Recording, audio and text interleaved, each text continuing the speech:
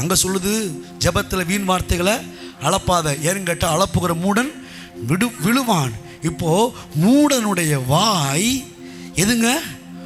மூடனுடைய வாய் அவனுக்கு.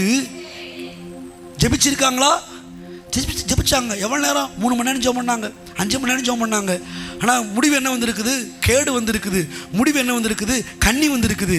ஏன் அப்படின்னா இவங்க ஜெபிச்சாங்க, ஜெபிக்கிறோன்ற பேரில் அளப்புனாங்க, ஜெபிக்கிறோன்ற பேரில் வீண் வார்த்தைகளை பேசுனாங்க. அதனால அவங்களுக்கு அது கேடா போயிடுச்சு, அது விழுந்து போயிட்டாங்க, அது அவர்களுக்கு கண்ணியாய் போய்விட்டது. நாவு ரொம்ப முக்கியம், ஜெபத்திலே வாய் ரொம்ப முக்கியம். நான் தான் 2 வாரமாக சொல்லிட்டு இருக்கிறேன். ஜெபத்தில் உங்கள் முழங்கால் ரொம்ப முக்கியம் கிடையாது, ஜெபத்தில் உங்கள் கண்ணீர் ரொம்ப முக்கியம் கிடையாது, ஜெபத்தில் உங்கள் பிரச்சனை எவ்வளோ பெருசுன்னு சொல்கிறது முக்கியம் கிடையாது. ஜெபத்தில் கர்த்தர் பார்க்குற ஒரே இடம் உங்கள் வாய்.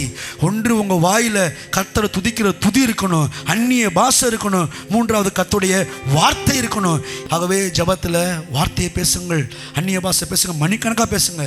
வாயில் வரலாட்டினாலும், நான் அபிஷேகம் பெறலாட்டினாலும் உங்களுக்கு தெரிஞ்ச பாஷையை விட்டு நீங்கள் பேச ஆரம்பிங்க. பேச தொடங்கினார்கள். பைபிள் அப்படித்தான் போட்டு, பேச தொடங்கினார்கள். கர்த்தர் நிரப்ப ஆரம்பிச்சிட்டாரு.